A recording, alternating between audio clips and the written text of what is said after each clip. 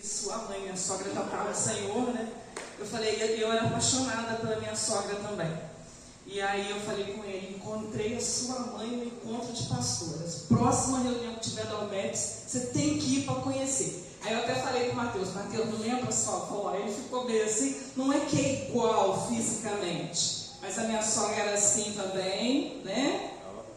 Assim, da mesma cor, e esse jeitinho meigo e delicado. Sabe? Eu não conheço ninguém que diga alguma coisa da minha sogra, porque ela é uma pessoa muito doce. Então eu me identifiquei muito com ela, acho que foi diretamente por causa disso. Só para explicar esse relacionamento de amor. Irmãos, eu estou muito feliz de estar aqui. Realmente foi um convite que ela me fez há algum tempo. Eu tive um pouco de dificuldade para estar aqui antes. Mas como a pastora disse, o Senhor sabe o tempo de todas as coisas. E nós vamos conversar um pouco hoje. O bom de igreja pequena é que a gente fica à vontade, assim, sabe? Porque a gente se sente família. E a gente permanece na igreja aonde a gente sente parte dela. Não importa o tamanho dela. Se você se sente parte daqui, se aqui você fica à vontade, se aqui você é amado e acolhido, aqui é o lugar que Deus te plantou. Aleluia. Amém, queridos? O texto é o texto base de vocês. Só que eu não vou ler ele todo de início, porque eu vou falar outras coisas do texto, então eu vou voltar a ler. Nesse primeiro momento, eu vou ler com os irmãos o capítulo 2 de Neemias, a partir do verso 17.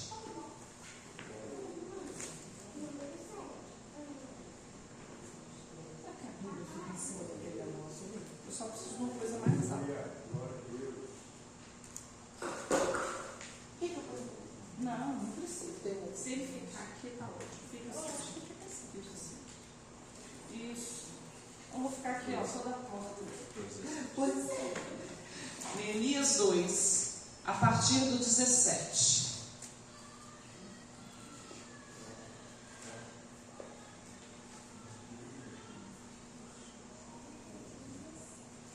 Um pouquinho depois de Reis, Crônicas, aí vocês chegam em Neemias. Amém?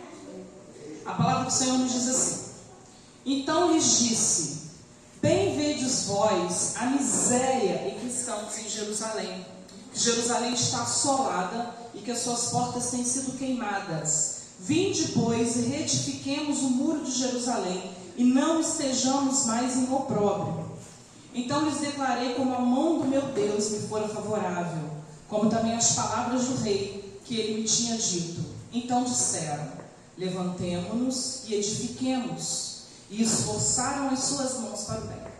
O que ouvindo Sambalate, o Horonita, e Tobias, o servo amonita, e Gesem, o arábio, zombaram de nós e desprezaram-nos e disseram, que é isso que fazeis? Quereis rebelar-vos contra o rei?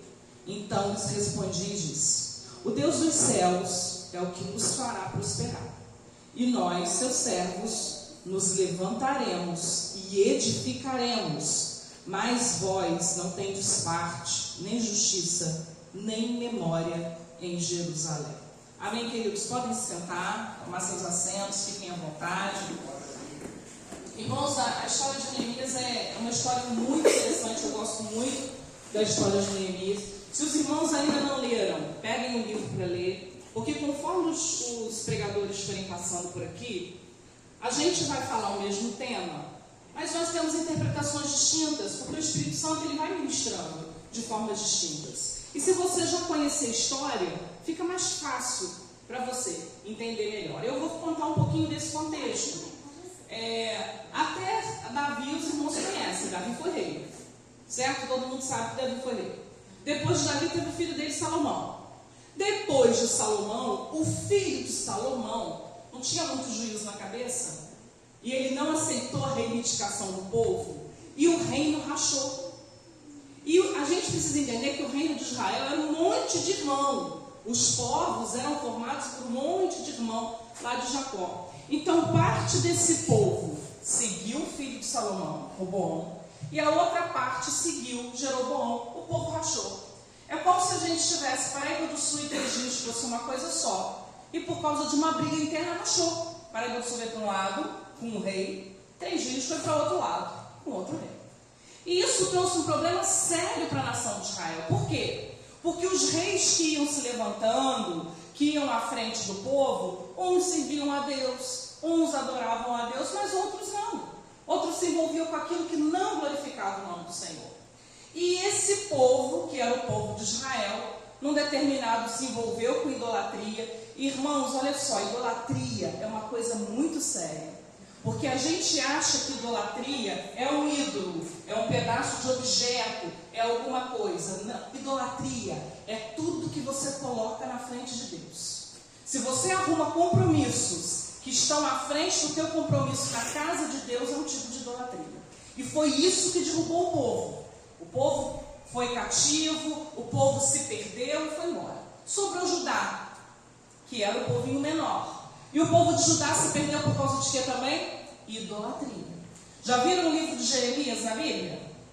Já ouviram falar que Jeremias é chamado de profeta chorão? Porque lá na Bíblia tem um livro chamado Lamentações. Jeremias levantando, igual a pastora falou aqui, aborrecido. Ele falando, meu Deus, mas esse povo não entende. Eu falo com o povo não entende. Pois é, o povo não ouviu, o povo foi levado cativo, ficou 70 anos cativo na Babilônia. E aí depois de 70 anos, Deus falou, Deus prometeu que esse povo voltaria. Nós precisamos pegar essas promessas de Deus e fazer uso das promessas na nossa vida. Em determinado momento o povo esqueceu, então teve que levantar profeta para lembrar. E aí trocou o reinado, chegou um novo rei, um novo povo. E esse rei permitia que os cativos voltassem para a terra. Então Paraíba do Sul estava cativa lá em Miguel Pereira. E o rei de Miguel Pereira falou, não, vocês podem voltar. Mas qual era o problema, irmãos? O problema é que lá em Jerusalém não tinha mais nada. Eles ficaram muitos anos fora, aquela cidade foi destruída, o templo foi destruído. E as cidades de antigamente, vou contar um outro exemplo. Raabe, já ouviu falar em Raabe? Que ela morava em cima de quê? De um muro. É estranho a gente imaginar alguém morando em cima do muro, né? Eu não consigo imaginar um negócio desse hoje. Mas é porque os muros na época eram muito largos, cabiam uma casa ali. Então as cidades, elas eram cercadas por muros e por portas, porque se não tivesse isso, qualquer um entrava, qualquer um saía.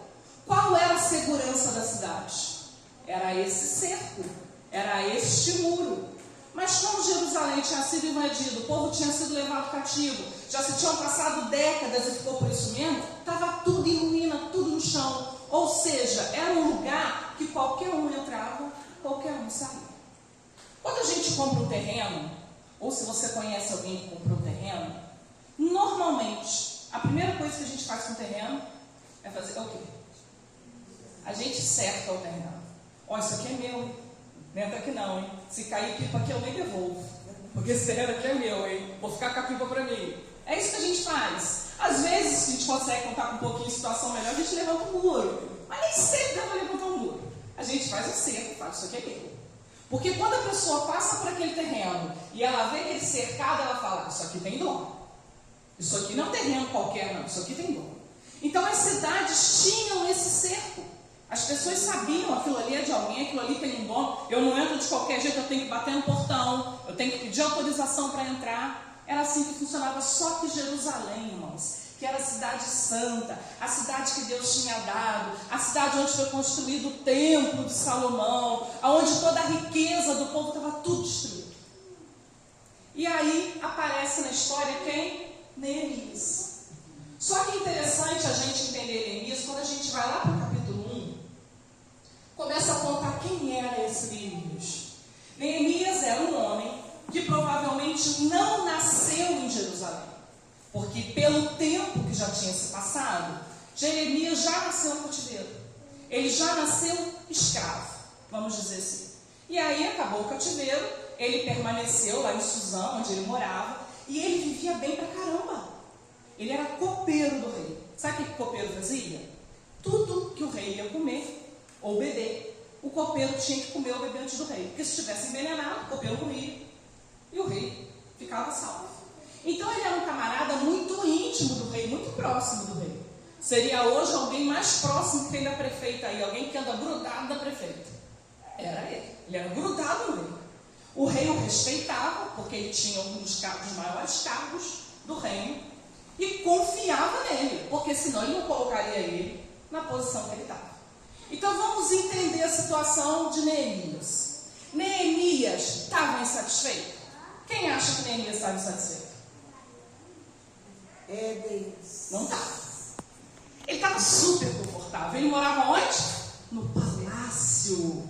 Ele comia o melhor que tinha no palácio. Ele bebia o melhor que tinha no palácio. Ele não estava servindo como escravo, não. Ele era cativo, um cativo mais ou menos solto, mas com cargo bom, comendo bem, bebendo bem, dormindo bem. O amigão dele era o rei. O cara estava bem na vida. Mas mesmo ele estando bem, a Bíblia nos fala lá no capítulo 1 que ele encontra com o irmão dele, Hanani, vai depender da escrita aqui, mas ele encontra com o irmão dele. O irmão dele morava em Jerusalém, onde estava tudo destruído.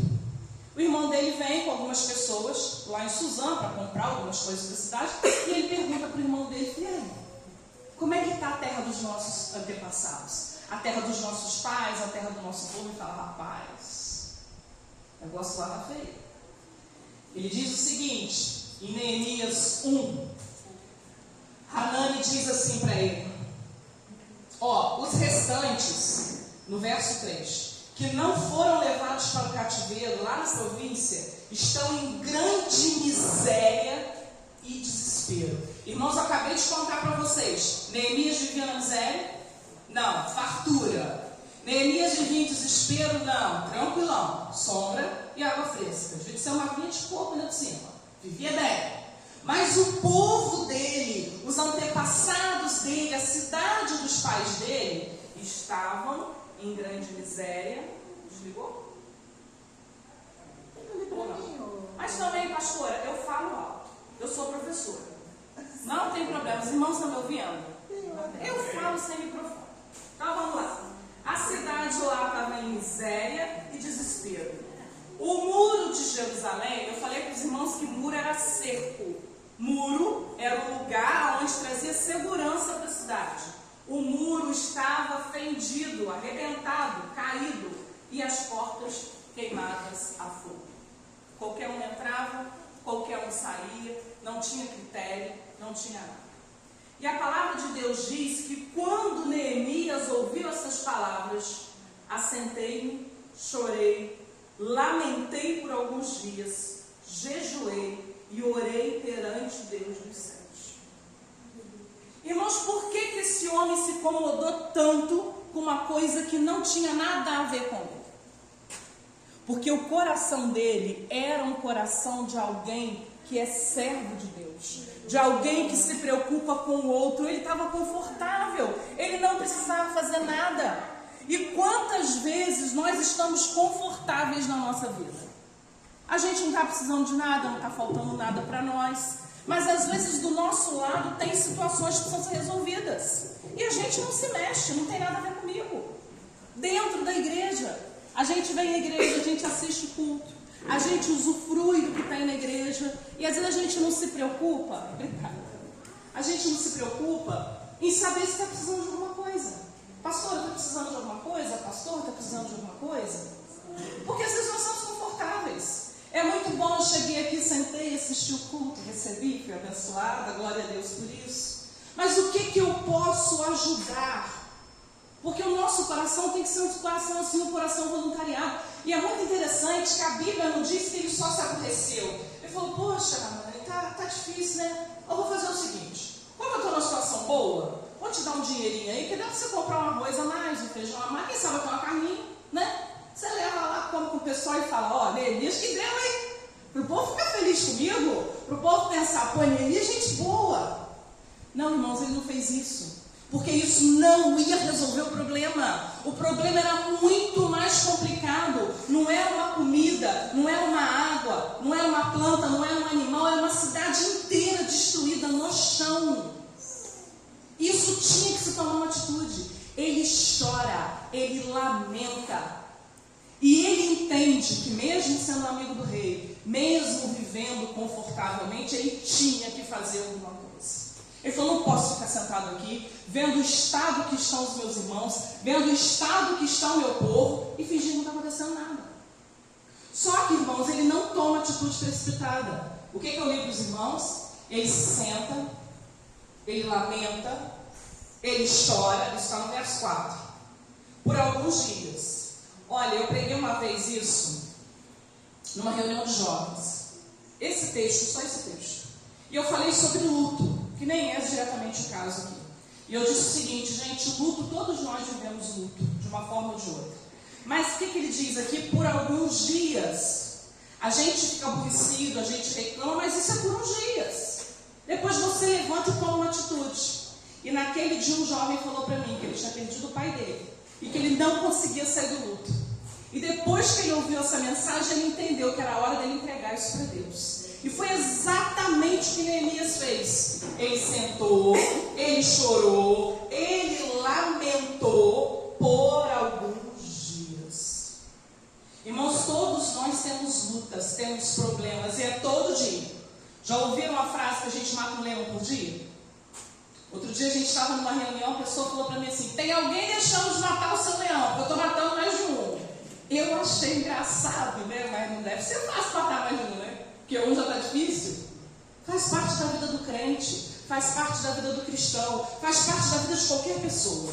A diferença é que quando nós sentamos, quando nós choramos, quando nós lamentamos, nós temos recurso. Qual foi o recurso de Neemias? Jejuou e orou perante Deus. Fez alguma coisa. Você está em luta, você está em dificuldade, a igreja está em luta, a igreja está em dificuldade, sente e chora. Sente e lamenta, fala, Senhor, mas por que isso? Por que eu estou vivendo isso, Senhor? Eu tenho sido fiel, eu tenho feito aquilo que é a tua vontade, mas tomo uma atitude. Ah, eu preciso fazer um jejum, faça um jejum. Ah, mas jejum, eu fico com fome. Pois é jejum. Né? Não tem outro jeito de você jejuar se você não ficar com fome. É assim mesmo. Ah, mas na hora de orar eu estou com sono. Ora antes do sono. Se eu vou dormir às 10, eu não posso orar 15 para as 10. Eu tenho que orar às 8, eu tenho que orar às 9 no máximo. Porque senão o que você vai dizer? Senhor, nessa hora, amém. Orei, dormi. Aí de manhã você acorda, faltando 5 minutos para pegar no serviço, como é que você ora? Senhor, nessa hora, amém. Foi isso que ele fez. Ele jejuou e ele orou por alguns dias. Irmãos, Neemias sabia que tinha que fazer alguma coisa. Mas ele sabia que na força do braço dele, por mais amigo que ele fosse do rei, sozinho ele não ia resolver isso. Ele precisava de alguém mais poderoso, de alguém mais influente. Ele precisava do Deus Todo-Poderoso, que é onipotente, que tem todo o poder, que é onisciente, que sabe tudo que está na cabeça de vocês aí que eu não sei, que eu olho daqui e não faço ideia, do Deus onipresente que está em todos os lugares. Ele precisava desse Deus, nós precisamos desse Deus quando o tempo todo. A pastora falou da dificuldade dela cantar. E eu falei com a pastora que eu não gosto de sentar aqui. Sabe? Eu chego na igreja, os pastores falam assim, não, senta aqui na frente, eu gosto de ficar no meio do povo.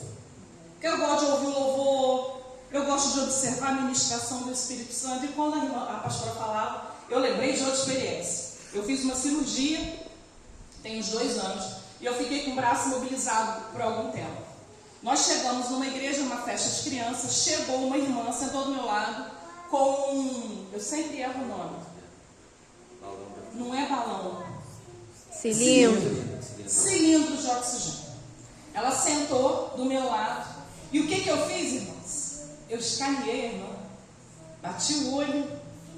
Falei, deve ter se convertido agora, né? Ficou doente. Se converteu, né? É triste, né? Mas pelo menos no final da vida, né? Primeira coisa que eu fico que a gente faz é, não me olha com essas caras que vocês não fazem, não, vocês fazem também. A gente olha a pessoa e fala, pois é, foi a cara que eu não fiz a cara, mas eu pensei. E aí o louvor estava acontecendo, eu não podia mexer os braços. Era festa de criança. Então eu só cantava. Mas ela não conseguia cantar. Porque ela estava com oxigênio, mas ela mexia os braços. Aí teve uma hora que eu virei para ela e falei assim, nossa, Mardu, não está dando ruim. Aí ela riu e ela sinalizou para mim, tipo, continua cantando que eu continuo mexendo os braços. E E amém. E o culto foi. Irmãos, no final, desculpa, varões. No finalzinho do culto, ela foi honrada lá na frente. As irmãs que estavam fazendo o culto das crianças tinham sido discípulas dela. E eu não sabia onde enfiar minha cara de vergonha diante de Deus. Falei, Deus me perdoa, porque eu não tenho nenhuma discípula ali me honrando desse jeito. E eu escaquei a irmã. Mas sabe o que eu aprendi com essa história? A pastora falou assim: louve o Senhor com tudo que você tem. O que ela tinha eram os braços. Ela não conseguia ficar em pé, ela não conseguia cantar, ela não podia sacudir a cabeça, senão o oxigênio saía do nariz dela, mas os braços ela podia mexer. Então ela glorificava a Deus com os braços. Eu só conseguia glorificar com a voz, eu glorificava com a voz. Glorifique a Deus com aquilo que você tem, mas glorifique. Neemias usou o que ele tinha. O que ele tinha? Armas espirituais, oração, jejum e influência diante do rei. Quando Neemias ora, quando Neemias jejua, Deus dá uma direção para eles. Irmãos, aprendam a orar. Ora, o tempo que você precisar, pede tudo que você precisar pedir, que a gente ora para pedir. É difícil ajoelhar e falar: Senhor, quão bom tu és, eu estou feliz. Hoje o dia foi tão bom, obrigada, tá? Porque aqui em casa tem água, aqui em casa tem luz. Obrigada, Senhor, porque eu estou respirando. A gente não fala nada disso. A gente deveria agradecer todos os dias. Mas mesmo que você faça as suas petições, porque o nosso Deus nos ouve, glória a Deus por isso, fique um momento em silêncio e ouça o que Ele tem para falar com você, porque foi o que Neemias fez. Ele levou um tempo, mas ele ouviu a direção de Deus. E a palavra de Deus diz que quando ele chega diante do rei, quando a gente continua lendo, ainda no capítulo 1, quando ele chega diante do rei, ele chega de uma maneira que o rei percebe que tem alguma coisa errada. Tamanha era a intimidade e o relacionamento dos dois. E o rei vira para ele e fala: o que está acontecendo contigo, rapaz? Isso é na minha versão atualizada minha, tá? O que está acontecendo contigo? Eu estou aborrecido. Mas está aborrecido por causa de quê? Aí ele explicou a situação. Ele falou: sabe o que é, rei? A situação é a seguinte: eu sei que eu sou seu empregado, mas eu preciso que você me libere uns dias aí, me dê uma folga aí, uma férias, um recesso. Mas olha só, não é só isso. Eu preciso disso, eu preciso de dinheiro, e não é pouco não, porque é uma cidade inteira para levantar. Eu preciso de gente para fazer o serviço, que eu não vou conseguir fazer o serviço sozinho.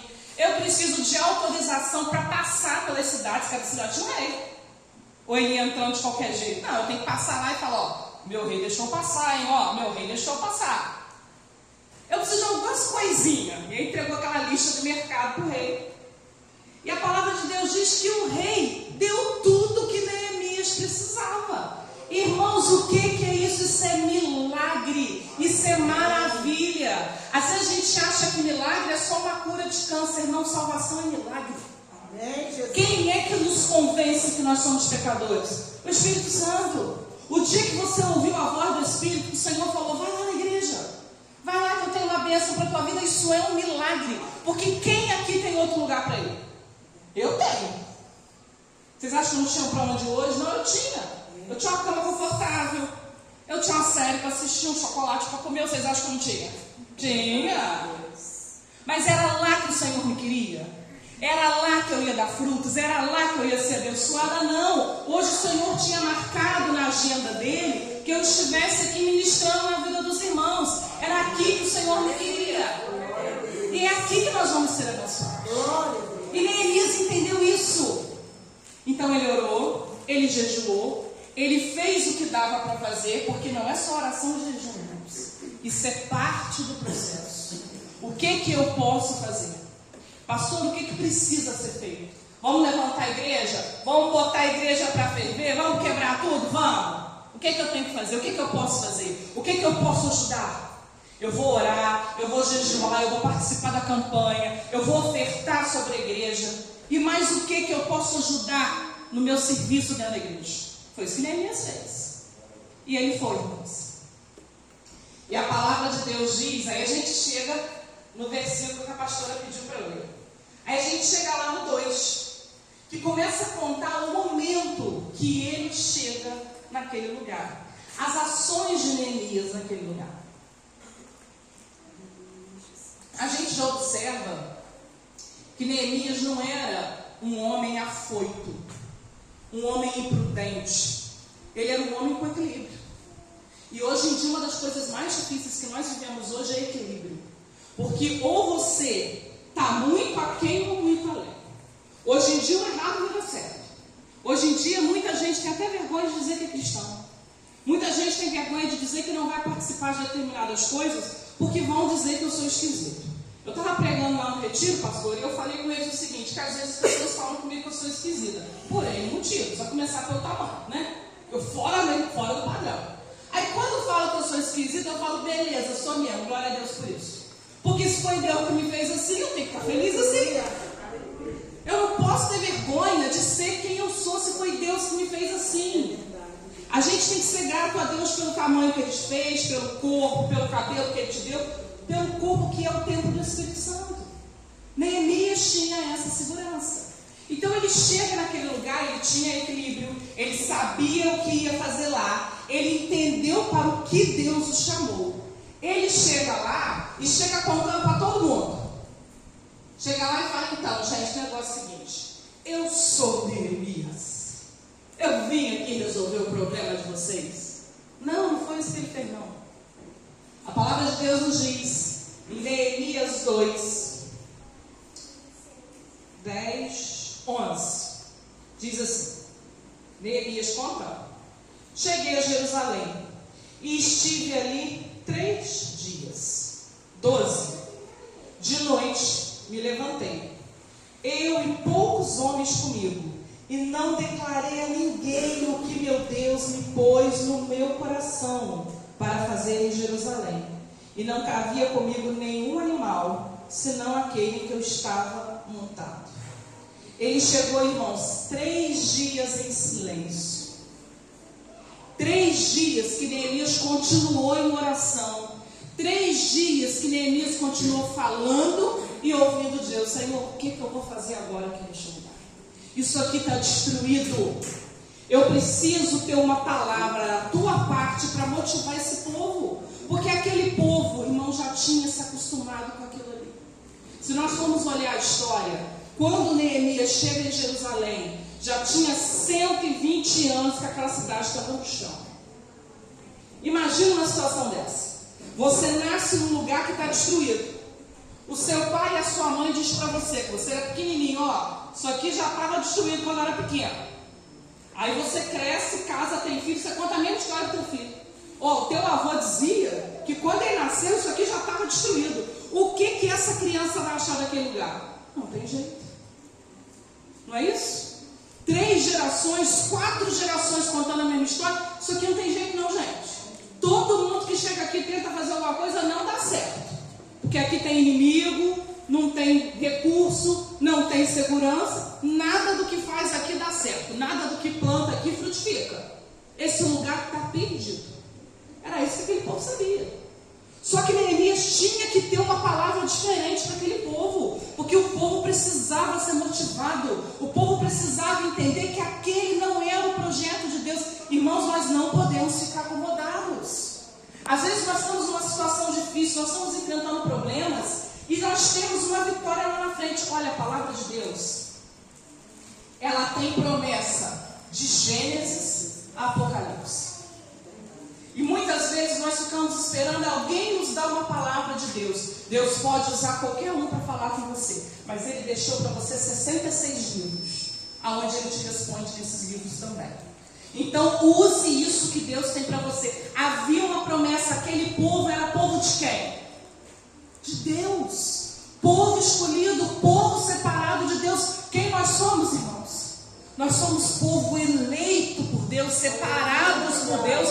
Deus nos resgatou. Jesus morreu pela tua vida. Jesus morreu pela minha vida. Jesus nos amou primeiro.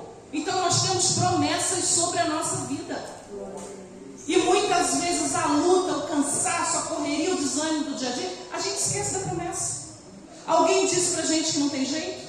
Alguém diz pra gente que aquilo é daquele jeito mesmo? Ah, você também está querendo demais. Se conforma. Não me conformo não, porque eu sou filho do rei. O meu pai é dono de tudo. O meu Deus é dono de tudo. Então eu vou confiar nele. Se ele tem promessa para minha vida, eu vou usufruir da promessa que ele tem para minha vida, mesmo que eu não esteja enxergando agora. Será que a pastora lá, toda entubada, estava enxergando esse dia de hoje? Mas Deus já viu o dia de hoje. Aleluia. Deus já sabia como a igreja estaria hoje. Deus já sabia da campanha que haveria nessa igreja hoje. Então, irmãos, nós precisamos confiar. Mesmo que nós não estejamos vendo com os olhos da carne, nós precisamos ver com os olhos da fé. Neemias chegou lá, viu a destruição e ele não permitiu ser desmotivado. A única preocupação dele era: eu vou fazer alguma coisa nesse lugar, mas eu tenho que motivar esse povo. Então ele fica 3 dias observando, ele não fala nada. Ele vai passando, eram várias portas, não vou trabalhar a porta dos irmãos, depois os irmãos leiam lá com calma, eram várias portas. Cada porta tinha sua função, por cada porta entrava determinada coisa, são várias portas. Tudo destruído, as portas de fogo, os muros no chão, e ele passava e ele observava. E eu acredito que ele orando, quando nós tínhamos uma igreja ali no Amapá, eu tinha hábito de andar pela igreja e tocando nas cadeiras, a igreja vazia. Às vezes custava chegar a gente, eu falava: Senhor, enche essa cadeira, Senhor, põe gente nessa cadeira aqui também. E eu ia orando, e eu ia colocando a mão e ministrando em volta da igreja, nos vizinhos. E eu imagino Neemias fazendo isso, andando por aquele lugar e orando e ministrando e pedindo que Deus operasse, que o milagre, a maravilha fosse feita e que aquele povo em volta, que não era o povo de Deus, reconhecesse quem era Deus. Porque na cabeça de Neemias ele sabia: a hora que esse muro levantar, esse povo vai saber: Deus Israel, esse povo aqui não é qualquer povo não, esse povo não está esquecido pelo Deus dele não. Neemias sabia disso. Então ele ora, ele mantém quieto, ele pede a direção de Deus, ele caminha. A palavra de Deus, quando a gente dá sequência, começa a falar das portas, lá no 13. E de noite saí pela porta do vale, para a banda da fonte do dragão e para a porta do monturo. Irmãos, essa porta do monturo era uma porta onde saía o lixo. Eles não tinham nem lugar para tirar o lixo. Imagina a confusão que estava dentro daquele lugar. E para a porta do monturo, e contemplei os muros de Jerusalém que estavam fendidos, e suas portas que tinham sido consumidas pelo fogo. E aí ele foi passando pelas portas e chegou num determinado ponto que nem um animal passava mais, de tanta destruição que tinha. De noite subi pelo ribeiro e contemplei o muro e voltei, entrei pela porta do vale, assim voltei. Aí o 16. E não souberam os magistrados onde eu fui, nem o que eu fazia, porque ainda até então nem os judeus, nem os nobres, nem os magistrados, nem os que faziam a obra tinham declarado coisa alguma. Só ele e Deus. E os irmãos, depois que lerem o livro de Neemias, vocês vão ver uma coisa muito interessante em Neemias, que ele nunca se exalta. Tudo que ele fala da parte de Deus. Não, eu vim aqui porque Deus colocou no meu coração. Nós vamos fazer desse jeito porque Deus proveu. A gente tem material porque Deus proveu. Tudo ele coloca Deus na frente dele. Quando ele ora lá pedindo perdão pelos erros do povo, pela idolatria do povo, ele se põe na frente do pecado. Ele fala: Deus, perdoa a mim e perdoa os meus antepassados. Mas quando ele fala de Deus, Deus vai na frente dele.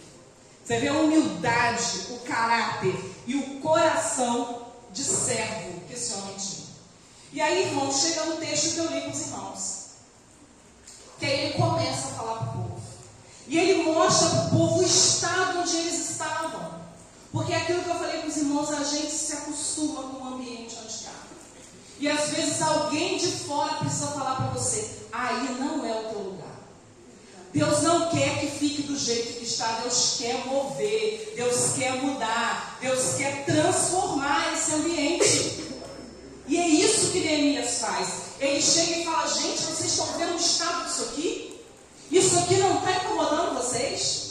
Essa cidade destruída, os muros do chão, as portas do chão, não está incomodando vocês? Pois está me incomodando. Eu nem moro aqui e estou incomodado. E ele começa a falar para o povo. E aí ele vai dizendo isso, ele falou: gente, vamos edificar o muro. Eu estou disposto a estar, eu estou aqui com vocês porque Deus colocou isso no meu coração. Deus está nisso, Deus está nessa obra, Deus está nessa reconstrução. Vamos fazer alguma coisa? Só que ele já tinha orado, ele já tinha jejuado, ele já tinha planejado, ele já tinha se organizado. E aí quando ele fala isso, no 18 ele fala que a mão de Deus fora favorável a ele. Então ele diz assim, vamos nos levantar, vamos edificar, vamos esforçar as nossas mãos também. Ele motiva, ele mostra para o povo quem aquele povo era. Vocês não são qualquer um, vocês são um povo escolhido de Deus. Deus trouxe vocês do cativeiro, Deus quer começar uma coisa nova. E aí ele vai falando. E aí, irmãos, o povo aceita, o povo se dedica. Teve alguns que não quiseram, depois os irmãos vão ler lá para frente, porque é sempre assim, oposição sempre tem. Mas a gente não se preocupa com oposição não, nem com inimigo, a gente se preocupa com quem quer fazer.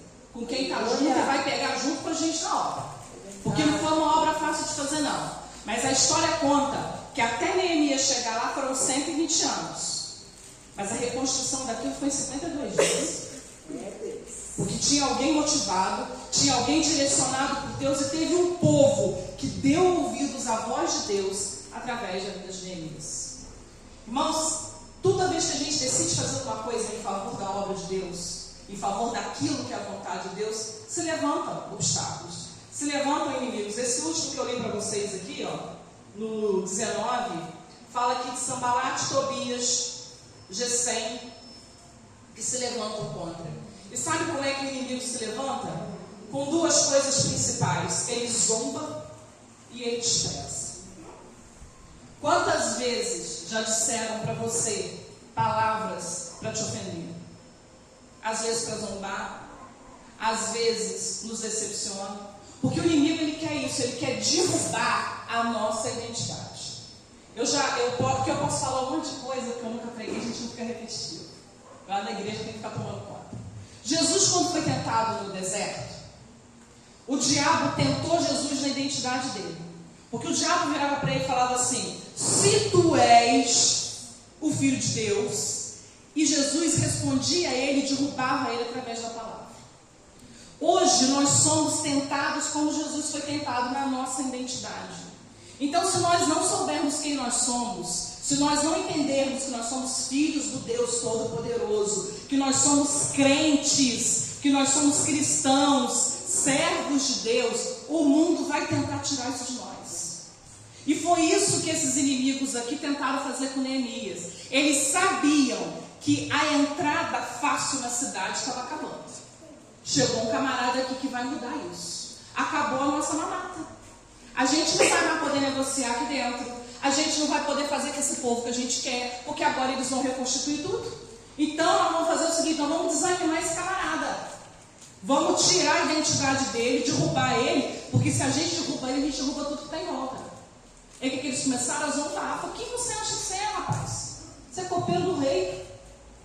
E aí a Bíblia diz, vocês continuem lendo lá na frente, que quando o muro já estava na metade, como eles zombavam, como eles tentavam amaldiçoar, mas não tem como amaldiçoar o povo de Deus, como eles desprezavam, Neemias não deu ouvido.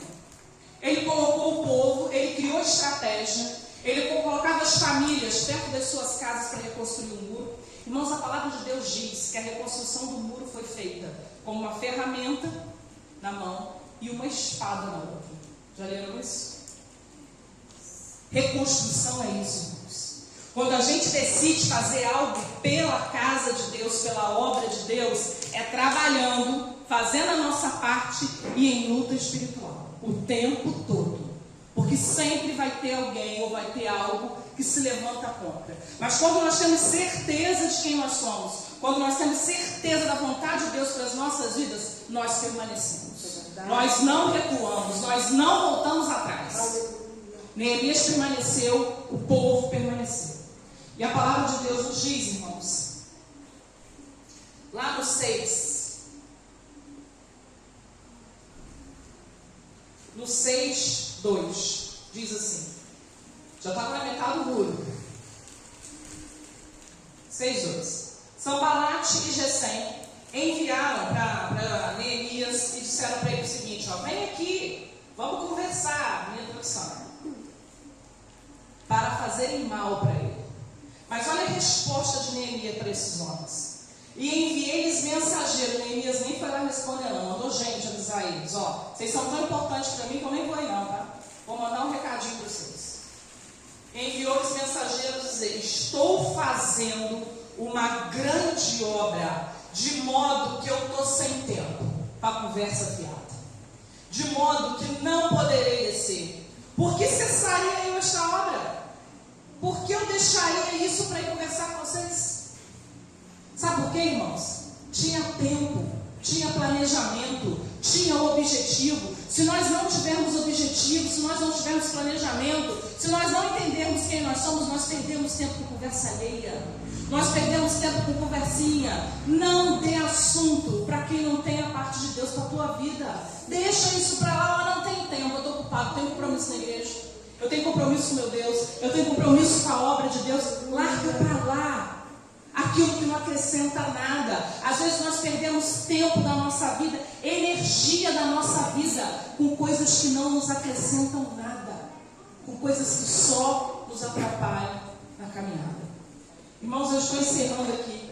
A história é linda, tem muita coisa ainda para ser dita. Eu acredito que os próximos pregadores ainda vão falar muita coisa aqui para os irmãos. Mas assim, se os irmãos não lembrarem de tudo que eu falei, eu sempre termino a mensagem assim: lembrem de quem vocês são.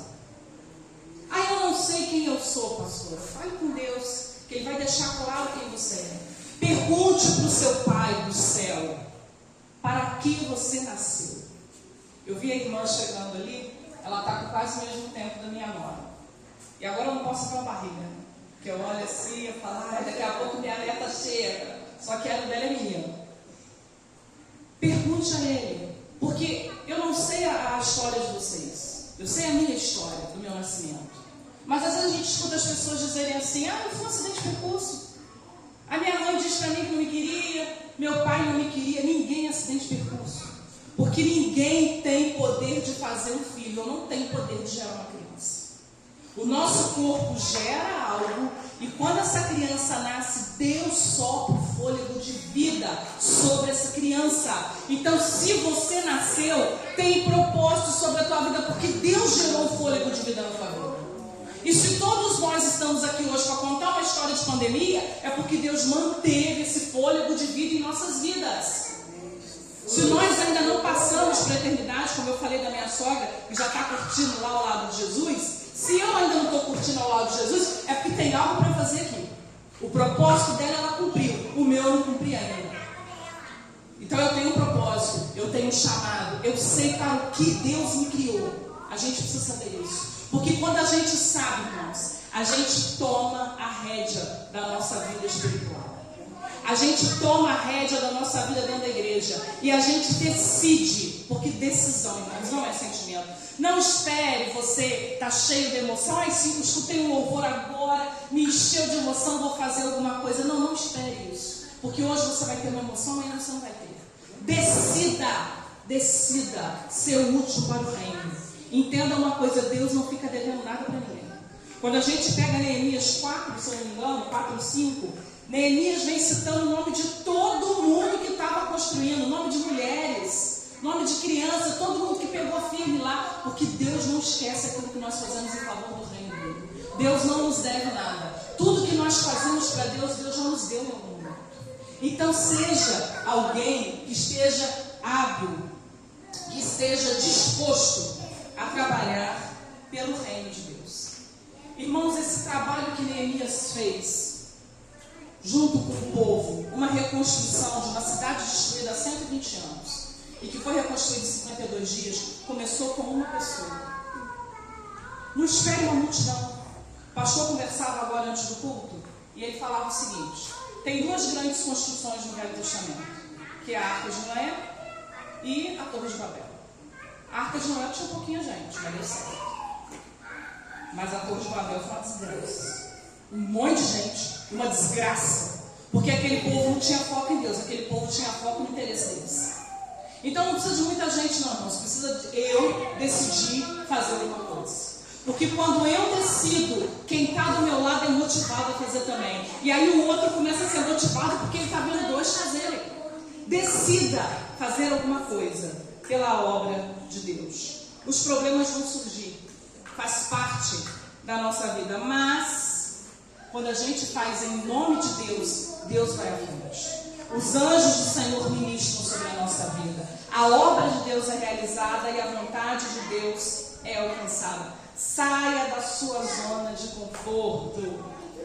Não despreze os pequenos comícios.